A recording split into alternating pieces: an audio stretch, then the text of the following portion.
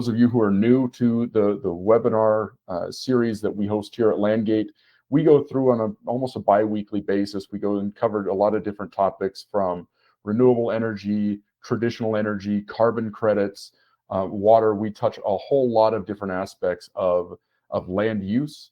And these webinars are strictly for educational purposes. So we bring in folks that utilize our platform.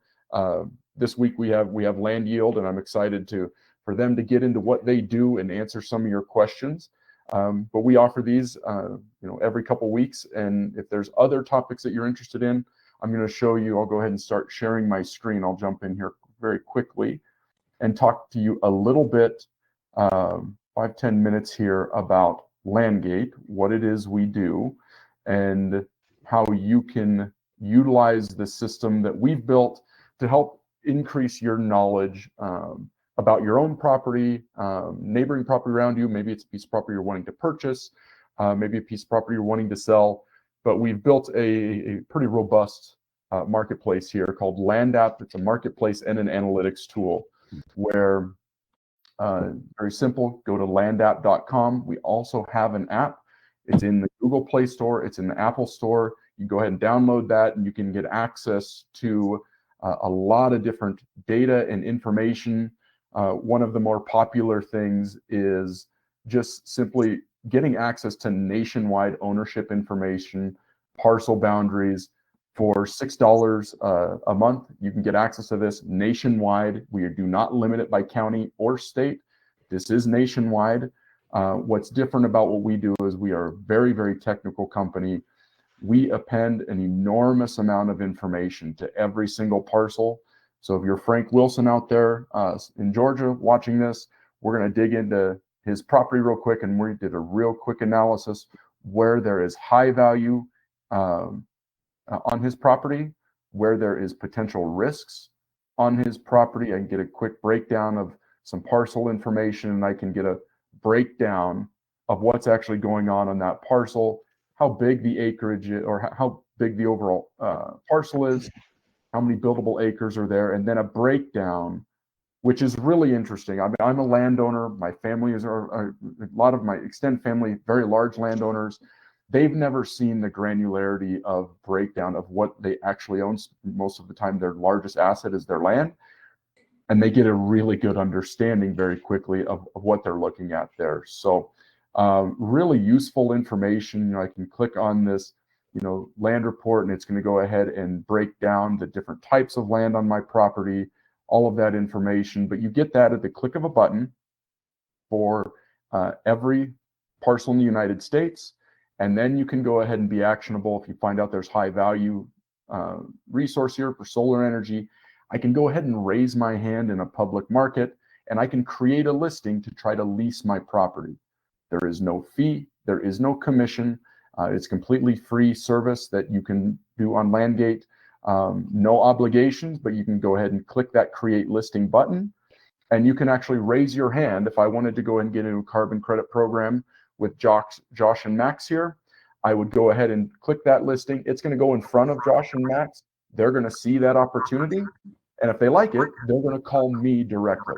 Right? So we're not a pass-through. We do not sell your information to other folks. It is simply connecting you with different types of resource developers. So it's a really interesting way to get your property out in front of folks that might be interested in paying you some money.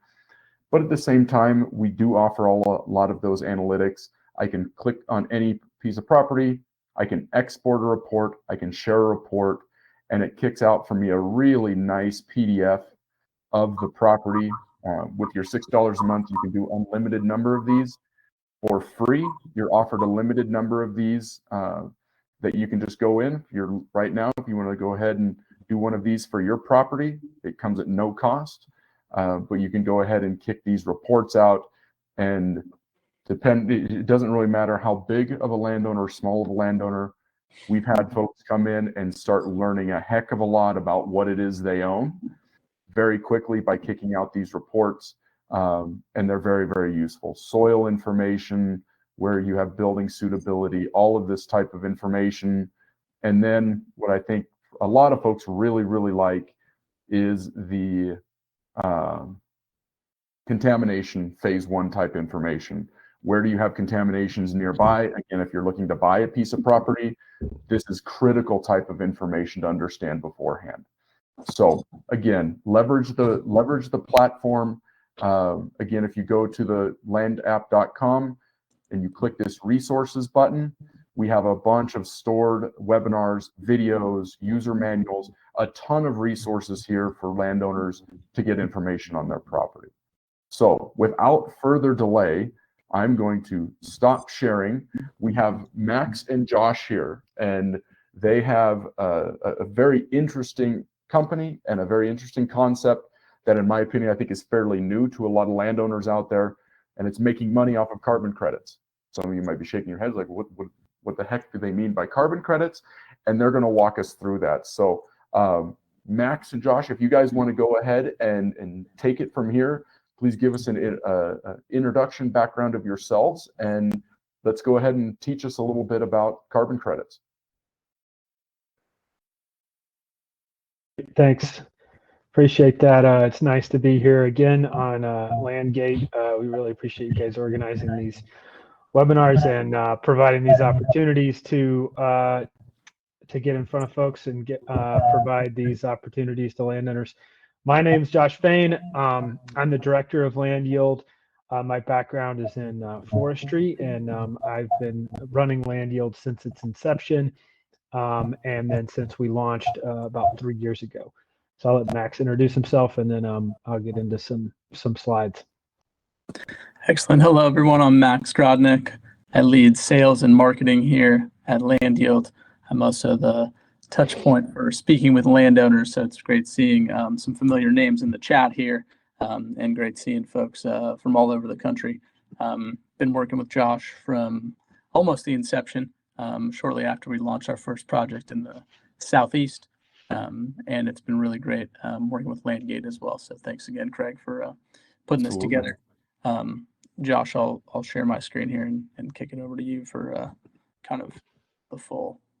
Real quick before as you guys are getting set up, just to let everybody know, feel free to submit questions as these guys are going through the presentation. If it directly applies at that time, we'll go ahead and these guys will probably address it.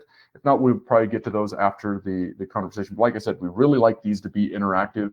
If you have a question about something, chances are there's a lot of other people that do as well. So please do not hesitate to submit questions, ask questions.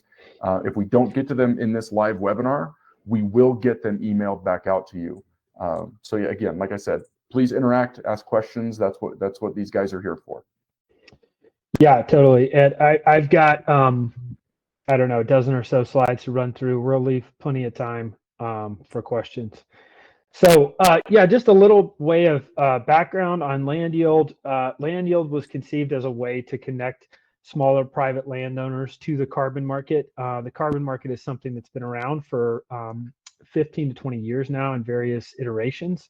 It started based on compliance with emissions regulations in certain places where those exist as a way of doing a cap and trade to allow emitters to trade with emission sequestering things to provide a marketplace for trading those. It kind of came out as an indirect result of the sulfuric dioxide crisis back in the 80s with the Montreal Protocol, and the sort of Reagan administration came up with this original cap and trade scheme as a way to sort of deal with that pollution. And then carbon markets are a way that have been conceived of as a way to reduce carbon emissions through a free market, open market mechanism that would incentivize carbon sequestration away in line with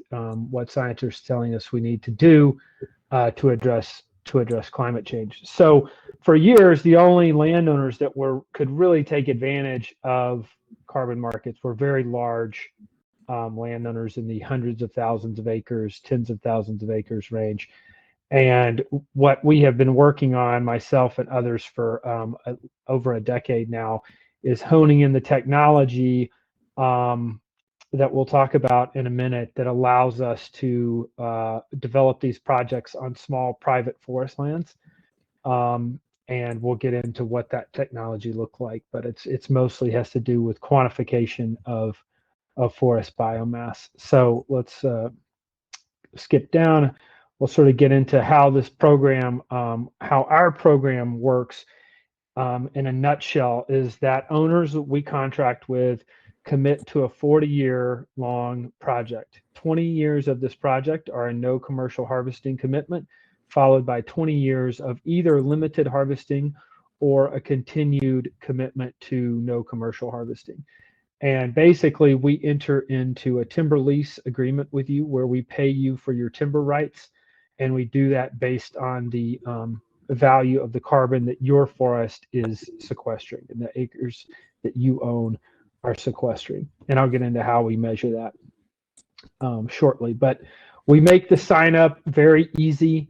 You can come on to our platform that we'll show you. You can find your tax parcels. It looks not unlike the LandGate platform. You can see exactly what your various parcels are valued at in terms of carbon payments. You can see down to the forest stand level what the value of those stands are in terms of carbon payments. And you can choose which of those lands you want to enroll and which lands you may not want to enroll.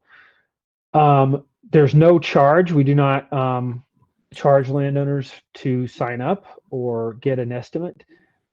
There's no on-the-ground inventory, so we don't have to charge folks for a forest inventory, which has been a big barrier to enrollment in the past. Is you have to do a sort of a modified timber cruise, which involved a lot of plot installation in the field, which was quite expensive and was what really precluded smaller properties from being able to take advantage of these programs.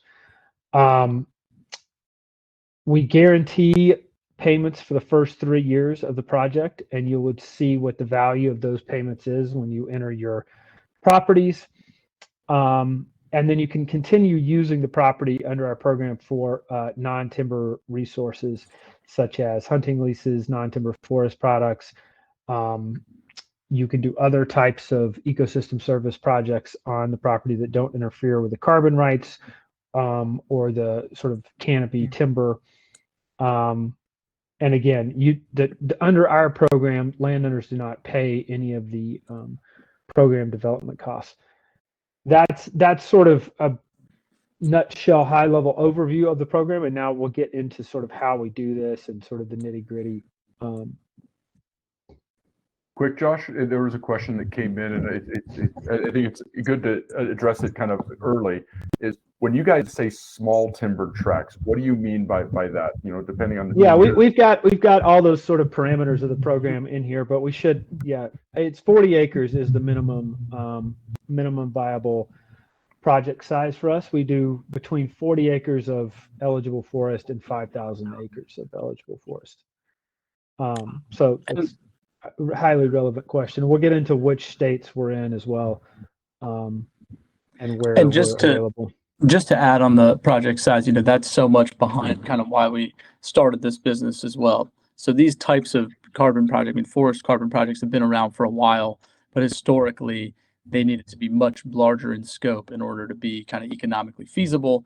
The development costs were a lot higher, but with advancements in remote sensing technology, we've been able to leverage that technology to lower the development costs and bring, this carbon market opportunity to smaller landowners. So, we're going to get into it here in a minute with the methodology, but, we worked with the American Carbon Registry to come up with a methodology that was specifically made in working with these smaller landowners. So the minimum size is 40 acres, but that really is our sweet spot, is kind of this family forest private ownership properties.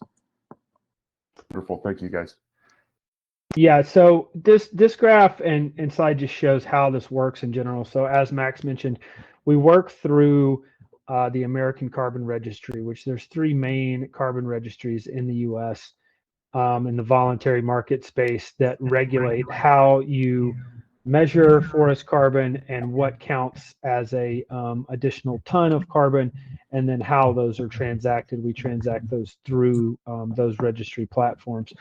So what this shows here is kind of how we model the additionality, it's called, of carbon projects, where we look at what the common practices are in the region in terms of biomass accumulation and harvesting, and what timber markets are like in that region, and what it would look like on each particular forest tract if the owner was just maximizing the net present value of the timber under the current market conditions. And you can see that in represented in the green dotted line there.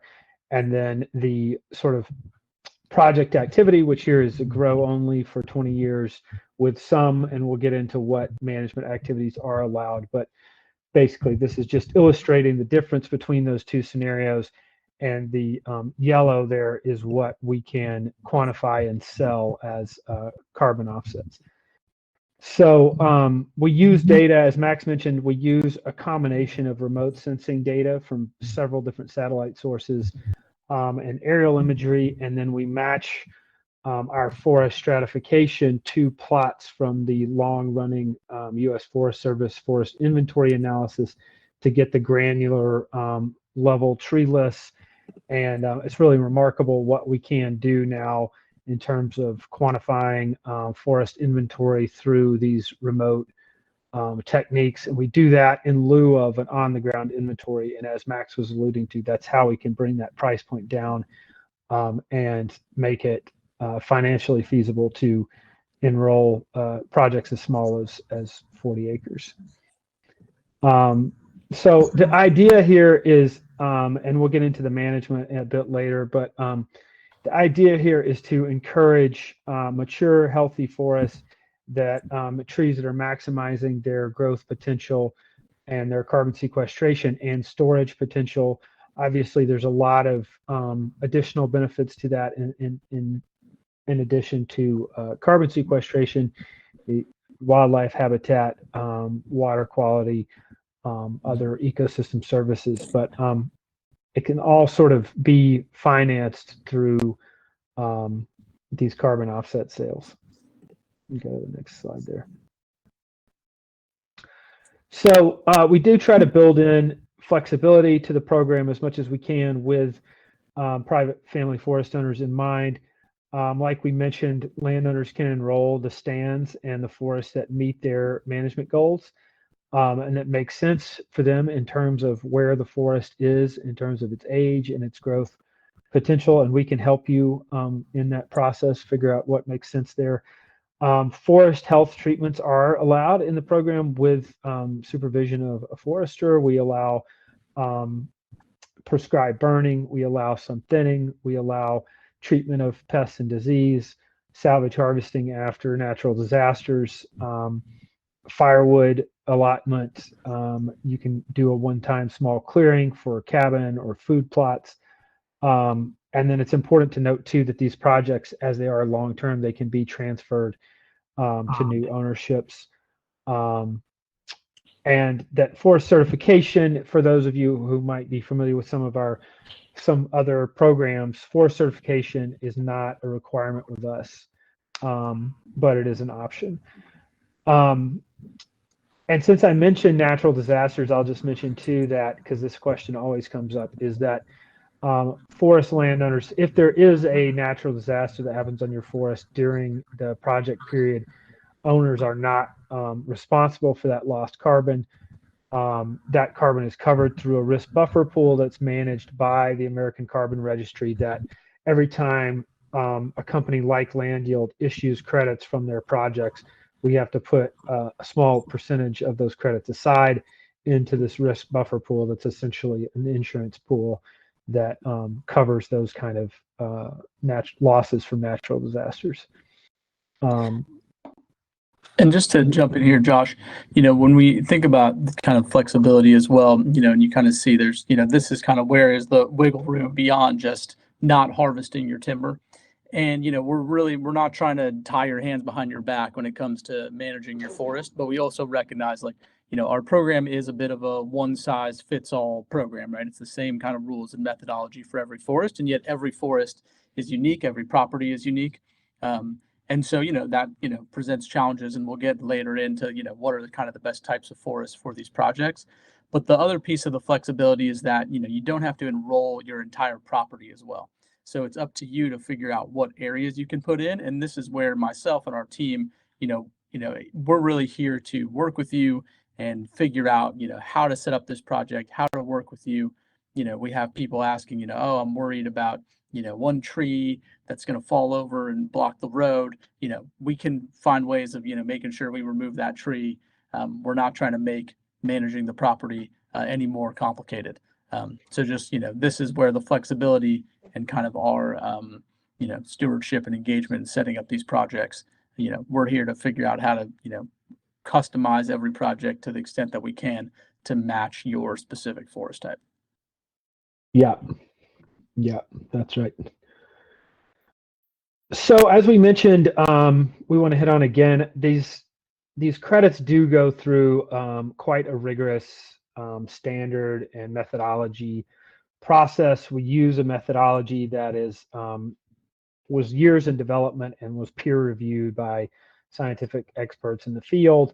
It all runs through the American Carbon Registry, which you can look up on the internet and read about at home, but it's one of the oldest and original carbon registries in the United States. It's now the largest. It issues the most carbon credits of any registry in the US. It is a completely voluntary market that we use. So it's willing buyer, willing seller. There are no we do not sell through the compliance markets as they exist now, so there's no government regulation involved in this. It is about as free a market as it gets, in that we negotiate directly with companies that believe in this methodology, and they look at the methodology and the methods that we're using, and they say, yes, these credits represent legitimate carbon tons that are additional to what would have happened out there on the landscape, and we're willing to pay for those. And then we enter into a contractual agreement with those companies, and we transfer the credits on American Carbon Registry's platform to their accounts. This question comes up a lot too, in that why would companies do this? And I'm sure people have heard in the news or seen around where companies are making commitments to being net zero carbon emissions by 2030, 2050, whatever their various targets are. We are one of the groups that help them reach those targets, and that net zero, meaning they're not going to necessarily be able to cease emitting various greenhouse gases. So they take a portion of their ESG budgets and devote them to buying these kinds of carbon credits to help write down those emissions on their books. And we can get into that in more detail if people are interested. But it's just to emphasize that this is one, not a government regulated market. Two, it is a privately regulated market that is quite strenuous. The methodologies and stuff we go through. All our projects go through a third-party audit where we do field site visits to projects, a random assortment of projects that are signed up. We make sure the data that we have matches the forest conditions, and then a third-party auditor looks through all of our calculations and our the way we model the forest and the carbon and all of that, and make sure that it's all done correctly, so that this is a legitimate and rigorous process. So. And I know we got a lot of questions coming in, guys. I'm going to let these guys try to get through their presentation as best we can, and then we'll get all these questions. There's some good ones coming in, so keep them coming. Yeah, keep them coming. Yeah. Key benefits for landowners is that you get paid to conserve your forest land and preserve your legacy. This could be thought of as essentially an annuity for your forest land. It is a long commitment, but in a lot of ways it takes a lot of guesswork off the table. You can make a decision now that will keep your forest intact and give you a great partner to work with for the next 40 years. It allows you to generate income while growing a mature, healthy, large forest that works well for many different types of uses. Your timber continues to grow, obviously, increase in value. Your property value continues to go up. And then at the end of the project, all timber rights revert back to the landowner. It's worth mentioning. So, and of course, we already mentioned that we try to be flexible to work with you around the management needs of your specific property, and that carbon projects can be transferred to new landowners if and when that becomes necessary. So for a lot of landowners, this is really a win-win situation. You get to generate some cash flow and revenue from your property without having to clear significant portions of your timber. You get to manage for forest health. You get to manage for increased growth and retention, and really manage for forage conditions that a lot of landowners prefer to have anyway, but perhaps could not manage for given their cash needs or their cash flow needs to keep the property in the family. We've sort of gone over some of this, but I think the deferred harvest and then our real-time monitoring, which I'll get into in a minute, ensures that the outcomes are real, and our buyers and our landowners both know that. We pay folks at a higher rate than many of the other carbon programs that are out there. We do have that guaranteed payment period for the first 3 years. We pay you every quarter. We start paying landowners in the quarter following their enrollment. So as soon as you sign contracts with us, you'll start getting payments the following quarter. Other programs, you end up waiting for a year to 2 years, even 3 years sometimes, for the credits to be issued and sold before you can start getting some payments. We don't do that to our landowners. We understand that they need cash flow sooner rather than later. We do, all of our credits are registered, as I mentioned, through the American Carbon Registry, which are the kind of high integrity credits that Fortune 500 companies are looking for.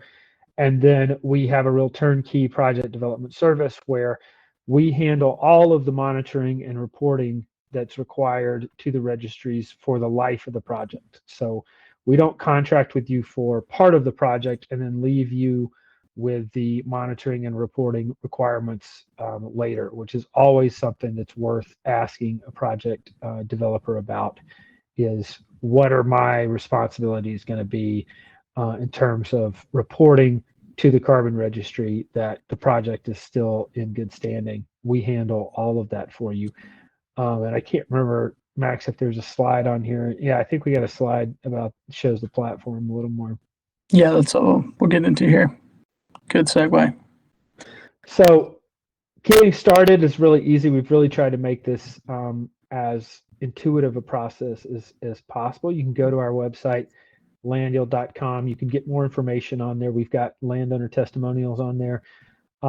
We've got a guy who was with us last time on this webinar in LandGate, Stuart Meese, who came to us through LandGate and is absolutely thrilled with the project we were able to set up with him and his payments. We've got other testimonials from other landowners throughout our service area. We've got FAQs on there that address a lot of the common questions that come up for folks. And you can go on there, you can set up your account, and you can get a free estimate pretty quickly to see what your revenue could look like. And then if you'll keep going here, it kind of shows what the platform looks like. Like I said, it doesn't look that dissimilar from LandGate sort of interface, where you would come up, you put in your address or your lat long or whatever, and it brings up the map and it has all the tax parcels. You can select your tax parcels, and this is what it'll look like. Once you select those, it'll show you what eligible forest is. That's that yellow area. And it'll give you an instant annual revenue estimate based on our fixed payment period. So that's what you would be getting annually for the first 3 years of the project. Then after those first 3 years, we pay you based on the market value of the carbon credits. So carbon value goes up, you'll receive higher payments going forward. Yeah, just to jump in here, the application's basically two things, right? So it's the map, it's you identifying exactly what parts of your property you want to put into the project. And then the other piece is the ownership documentation. So that's the deeds and the tax bills, and then any other relevant documentation, whether that's conservation easements, if you're owned by an LLC, you want to see an operating agreement. So anything that kind of, shows the whole story around project ownership. But I did see, we'll get to all the questions here, but I did see there was one kind of about average payment. And so, generally it depends on a lot of factors. In the Southeast, right, most of our projects are in kind of the $40 to $50 per acre per year range. In the Northeast, it's a bit lower, maybe $30 to $40 per acre per year. But the real point here is we can find out exactly what the estimate is for your property on our platform.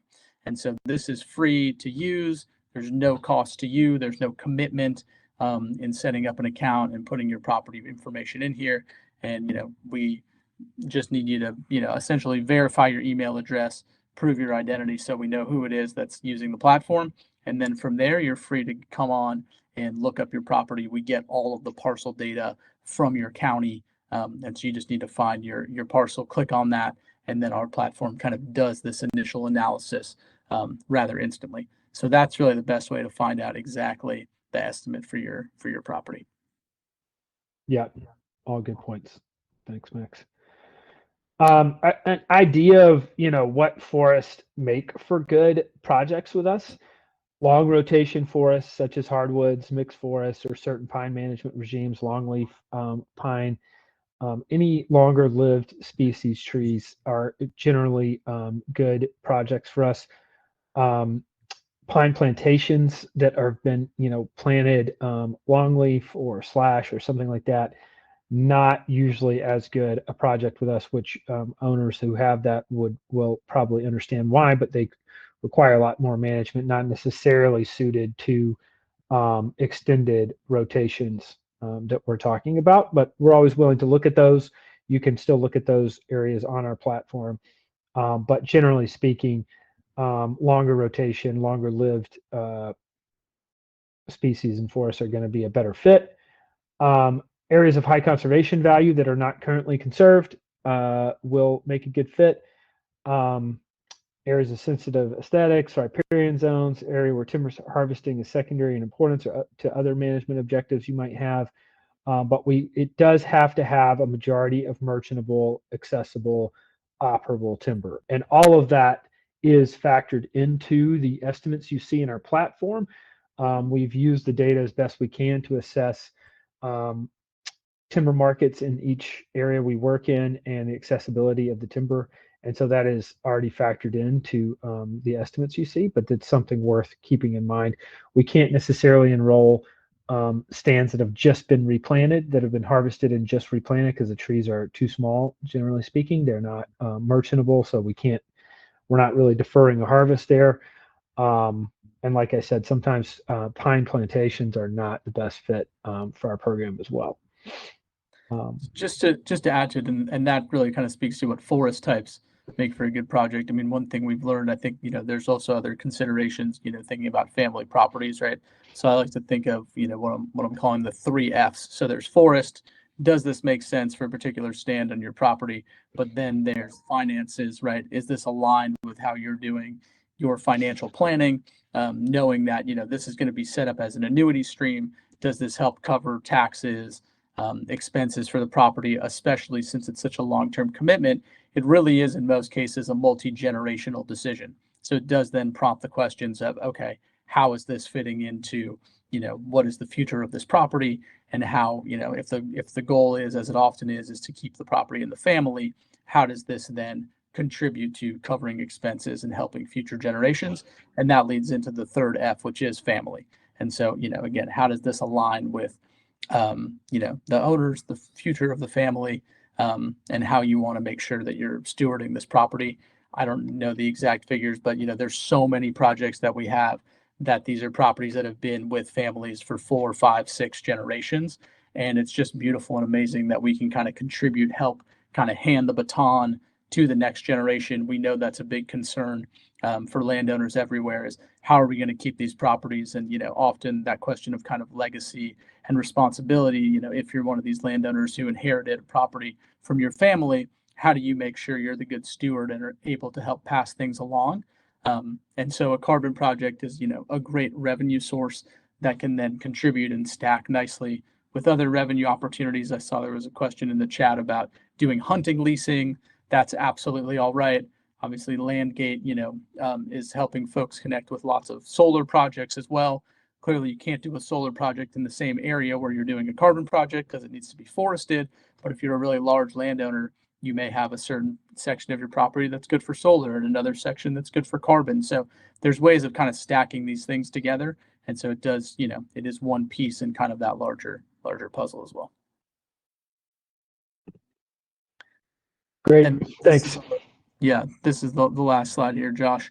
And then Go we'll for it, open it Max. up You're for on a roll. questions. But I guess I'll just finish this out here because, basically the enrollment process we kind of talked about at the beginning, getting onto our platform, getting an estimate, identifying what parts of the property you want to put into the program. And then once you have all of your documentation together, you can submit your site for review. And the day that you submit your site for review, that would be the project start date from which you'll start earning revenue. We know at that point you're following the guidelines. Our review process tends to take about 2 weeks. It really depends on kind of the complexity of the project. Sometimes it can take a bit longer and there's, loose threads that need to be tied. But during that time, we'll send you our full sample agreement so you can review all of the language and detail there as well. And then once your project is approved, we put together specific contracts for signature, and there's nothing is binding until those contracts are signed. And then once they are, you'll be set to be paid in the next quarterly payment period. So we can move a lot quicker because we're doing this remotely. If you're really gung-ho and you have all your documentation together and you call me when we're done, we can get you signed up and done by the end of the year. Like we can do projects from start to finish in about a month's time on kind of the shortest end, though often it can take a couple months to put everything together. Thank you, guys. Is there anything else before we get to the? Oh yeah, perfect. Yes, stay on here, guys. Yeah, stay on here. I just want to mention too, and I thought it was in the slide somewhere, but one advantage, other service and advantage we provide is that we do regular change detection on the properties. We run a real-time satellite-based change detection across all the properties that are enrolled with us at least twice a year. And so that's how we can detect if there's been any disturbance or harvesting or anything like that on your property. And it's an added bonus to landowners who may not see every acre of their property every year, or maybe remote owners. If anything happens to your property, we're going to know about it and we're going to let you know as soon as we see it. So I think that's sort of an added benefit to being in the properties. You have a partner in sort of monitoring what's going on there. And even after, if your neighbors get on there and do something, or if you're hit with a windstorm or a fire encroaches on your property or something like that, we'll be able to notify you and let you know what the extent of the damage might be. So just wanted to add that in. And then I don't know how you want to handle questions, but I was just flipping through them. There's some really good ones on here. Yeah, there's some good ones, and I think I'll go ahead and shoot them at you guys if you're ready. Again, fire away, Craig. Yeah. Here's the contact information. Again, you guys that are out there listening, there was someone just like you listening to these guys the last time they were on. They picked up the phone, they called these guys, and now they're getting paid. So this is a truly applicable thing that's going on. But yeah, let's go ahead and get into some really good questions here. I think one of them that even myself, I was wondering right away, you guys said minimum 40 acres. What if you had, maybe I have 20 acres, my neighbor has 20, and my other neighbor has 10, and we want to go together as a group. Is that possible if landowners can combine their parcels and do a group that way, or does it have to be an individual with 40 acres? It's got to be a unified ownership, I guess. So you could combine them if you wanted to combine them into an LLC. that held the deeds. We just have to contract with, the owner of those acres. But the question I see about multiple non-adjacent tracts, we can totally do that. Like as an ownership, you don't have to have adjacent. It doesn't have to be contiguous 40 acres. It can be spread around. It's based on the owner. So if me or my LLC or my company or whatever, I have 5 acres here and 25 here and 30 there, I can combine those and I'm going to meet that threshold. But it's probably not going to work unless we want to complicate some ownership information with neighbors and things like that. Yeah, we can't. Yeah, each contract is with one owner, and that's considered a project. So, it's a little more complicated to combine ownerships. We work with a lot of family trusts where it's like, multiple family members have partial ownership of a trust, and the acres are all sort of commonly held. That's a common situation we work with. Yeah, that makes complete sense. Okay, well, we'll go into the next one. Ronald had a question. Does this combine soil-based carbon credits, or is this just strictly with the timber? We're just looking at forest carbon sources. So soil carbon, there are some soil carbon programs out there. They're mostly grasslands and grazing-based protocols.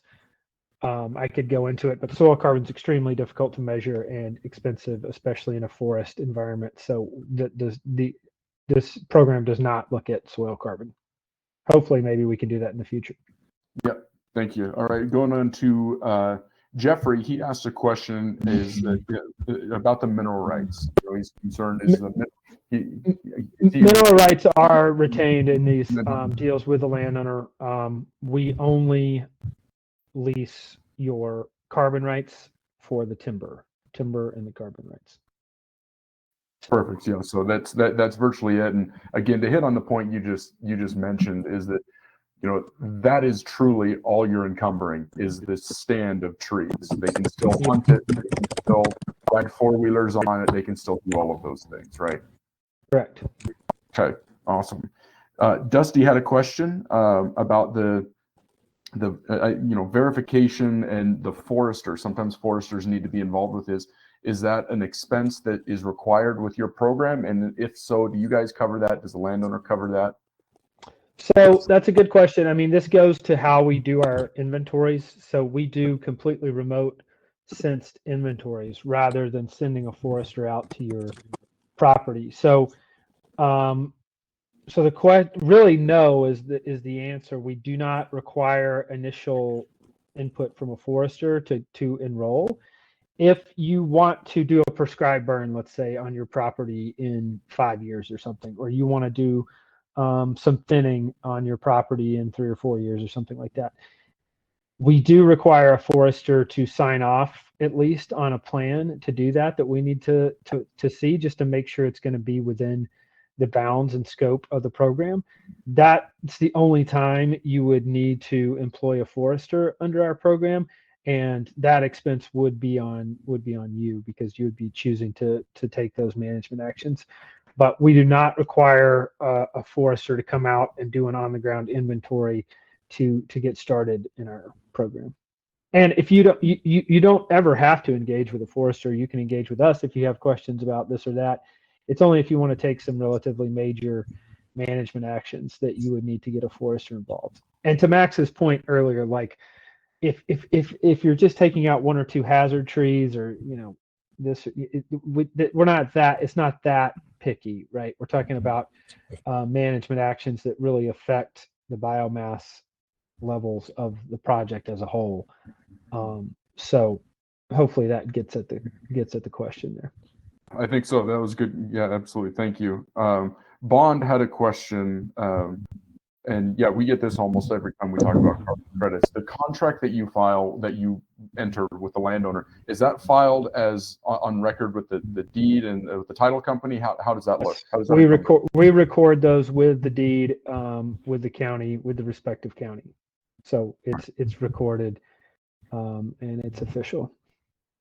I think that goes to, and that'll piggyback off of another question. I want to make sure that I don't remember who asked it, but it was someone, these are fairly long term. What happens if, let's say I'm fairly older in age and I enter this contract and something happens to me where I no longer own the property? How does that look? It's encumbered on the property, but how would that look with the contract continuing on the property? Can you guys give us some information on that? So yeah, the project can be transferred just like any of the other rights associated with the deed. It would just be automatically transferred with the deed to whoever owns the property, if it's an inheritance thing, if it's like a passing down. If the property is transferred, through sale or through some other transfer arrangement like that, we need to contract with the new owner, and our contracts just go with the deed. But it's a fairly straightforward process unless the project is being split up into multiple ownerships, in which case we can still do it, and we have done that, but it's not quite as straightforward. But because we record the carbon agreement with the deed, it just goes with the ownership until it's the project is done, and the project term is written into that contract, so it expires at a certain date, and then all rights revert back to the owner. Okay, awesome. That was Roger's question. So Roger, thanks for submitting that in there. Nathaniel had a question. Now, the same one popped in my head when you guys went over it. What do you guys mean by forest certification? What's the benefit of that if I get my tree stand certified? So forest certification refers to like the tree farm program, or FSC, which people have probably seen on paper products and stuff like that. And it's just a way of ensuring, a third party ensuring that you're managing your timber resources sustainably. They all have sort of different standards and qualifications. Some carbon programs require that if you're going to do any harvesting, if you're going to enter some forest acres in and you're going to a carbon program, then you're going to be harvesting on other acres, they require that your whole forest be certified. We don't have that requirement, I guess, was the only reason I brought it up, is that it's not something we require. You can do that if you would like on your forest. It can be rather difficult and expensive for small forests, so that's why we don't require that. But I'm sure, I don't know if people on this webinar, but a lot of participants in our program are in the tree farm program that's been around a long time, run by the American Forest Foundation. So that's what I'm referring to, those kind of programs. I think that probably piggybacks into a question that Bond had of how does you guys' program impact any USDA program, CSP, EQIP, those types of programs? That's also a really good question. Those are different programs run through the USDA, the NRCS, but we generally can work with EQIP. Is generally not a problem to work with. Conservation reserve programs are tougher because they do already restrict harvesting in significant ways. So the bottom line for us with a conservation easement or with any other conservation programs you might be in, like these NRCS programs, is do they restrict timber harvesting beyond what's allowed under State Forest Practice Act laws and under whatever applicable regulations of that region are? Because like I was saying, our platform takes into consideration all local regulations and laws and timber markets. And so your additional growth and your payments are based on those calculations. So if you have a more specific arrangement with either could be a land trust or the NRCS or something, where you've already committed to not harvesting portions of your timber, then that's going to affect what we can pay you to defer harvesting, because you've already essentially legally committed to that. So we always encourage people, if you're in NRCS program, come talk to us. We'll look at the documents and see if we can work with you. If you're in one of the reserve programs, like the Conservation Reserve Program or the Wetlands Reserve Program, it's going to be more difficult. If you're in a CSP program or an EQIP program or something like that, we can usually work with those. Very good. Thank you. We'll go ahead and Roman asked a question, and it kind of piggybacks off of what Karen just asked. It looks like she's got parcels from 10 to 15 acres there. Real quick, just to remind you guys, if you're interested in, regardless of your parcel size, if you want to get it out in front of folks, you can select what different types of resources you want to create your listing for up on LandGate. So if you have a parcel 10, 15 acres and you just want to raise your hand and see what types of, whether that's battery storage, micro data centers, behind the meter, community type solar projects, those fit smaller parcels that would be below 40 acres. You guys are more than happy to go ahead and create that listing, and it'll go out in front of those types of developers. But Roman also asked, how do these projects, if there's a landowner out there comparing, and the land, you guys need to realize that the use intensity is going to determine what you're going to get paid on a dollar per acre for any of these types of resources. The carbon credit is a very, very minimal impact on your property. So the dollar amount for your encumbrance is going to be equal to that. Whereas something coming in and clear cutting and putting solar panels on your property, and you essentially don't get to use or touch your property for 30, 40, 50 years, well, then the dollar amounts are going to be, substantial to whatever the encumbrance is. So typically solar batteries, things like that are going to pay much higher. But again, you're kind of losing any and all use for your property for the time period. Whereas here, you're getting paid, and like the guy said, $40-50 on average, $40-50 per acre per year, where you can still utilize the property, ride horses on it, ride four-wheelers. You're still using the property in all sense and purposes. You're just not cutting the trees down, right? So those types of, Josh, would you like to add any color to that?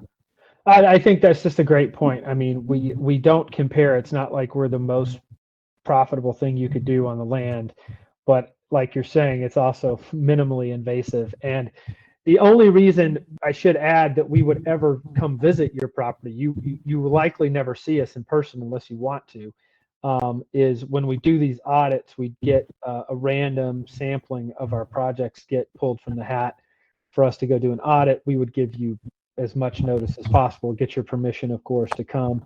But that's really the only time you might ever see us. So it's really a very minimally invasive way to get some cash flow, to your point, Greg. That's a really good point.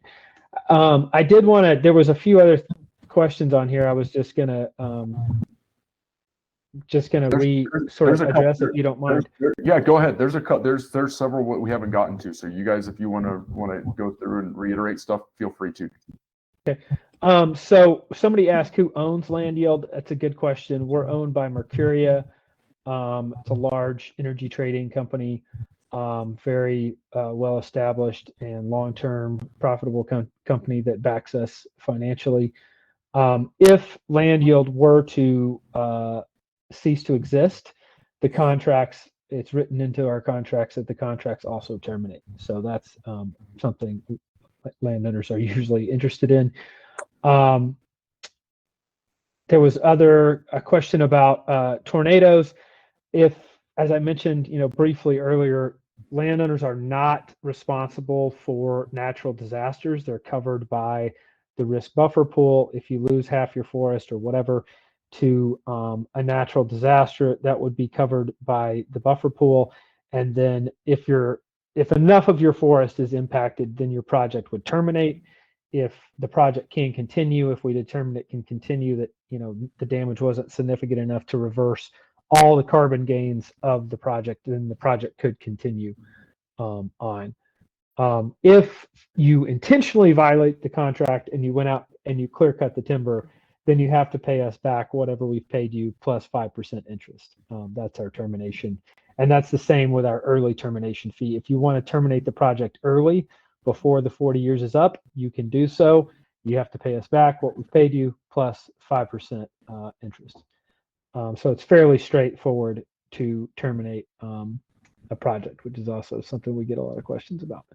Got one more. We actually got two more that haven't been addressed. If you guys want to go ahead and we'll try to knock through those out. Robert asked, is it better for a landowner if they just clear cutted the property? Should they naturally let that thing regrow for it in context of your program, or would it be better for them to artificially plant that? What would be a benefit for them there? I mean, usually you can get better results planting, replanting. Like I said, for our program, pine plantations aren't really the best. So you would want hardwood, probably, if you were looking to carbon markets.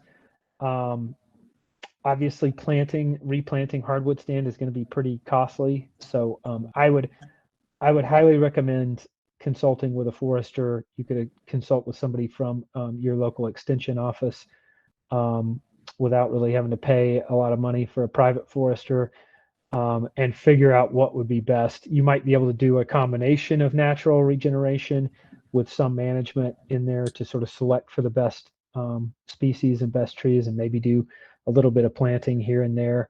But I would highly recommend consulting with a local forester on that.